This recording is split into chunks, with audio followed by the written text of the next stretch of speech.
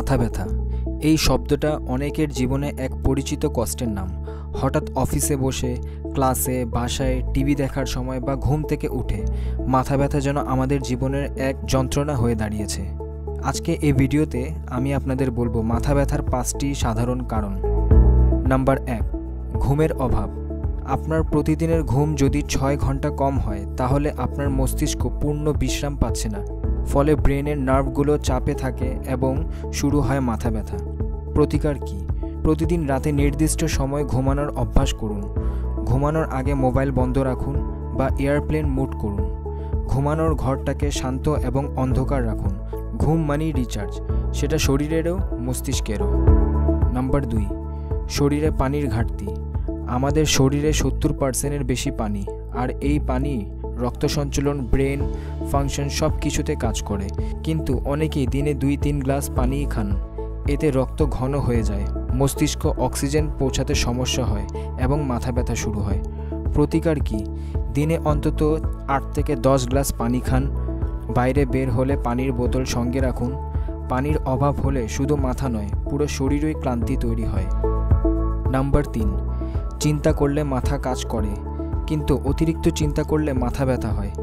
চাকরি, পরিবার, ভবিষ্যতের চিন্তা এসব যখন মাত্রা ছাড়ায় তখন ব্রেন প্রেসারে পড়ে যায়।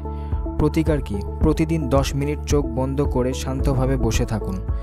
ধ্যান বা মেডিটেশন ট্রাই করুন। প্রয়োজনে কাউকে মন খুলে বলুন। মনে রাখবেন, মানসিক চাপ নিঃশব্দে আপনার মস্তিষ্ককে আঘাত করছে। নাম্বার 4, লম্বা সময় মোবাইল স্ক্রিনে তাকিয়ে থাকা। সারাদিন মোবাইল, ল্যাপটপ, টিভি এসব স্ক্রিনের দিকে তাকিয়ে থাকলে চোখের ক্লান্তি থেকে শুরু হয় মাথা ব্যথা। প্রতিকার কী? 20-20-20 রুল মানুন। প্রতিটি 20 মিনিট পর 20 সেকেন্ডের জন্য 20 ফুট দূরে তাকান। স্ক্রিনে ব্লু লাইট ফিল্টার অন রাখুন। ঘুমের 1 ঘন্টা আগে স্ক্রিন দেখা বন্ধ করুন। চোখ বাঁচলেই মাথা বাঁচবে। নাম্বার 5, খালি পেটে থাকা, ভুল সময়ে খাওয়া।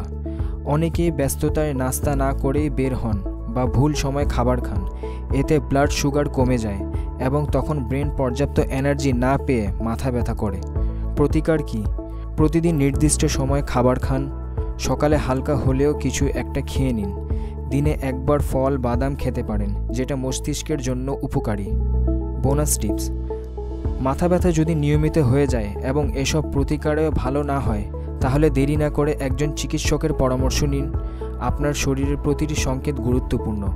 ভিডিওটি ভালো লাগলে একটি লাইক দিন, চ্যানেলটি সাবস্ক্রাইব করুন ও কমেন্টে জানিয়ে দিন আপনি মাথা ব্যথার কোন কারণটা বেশি অনুভব করেন। আবার দেখা হবে। সুস্থ থাকুন, সাবধান থাকুন। আল্লাহ হাফেজ।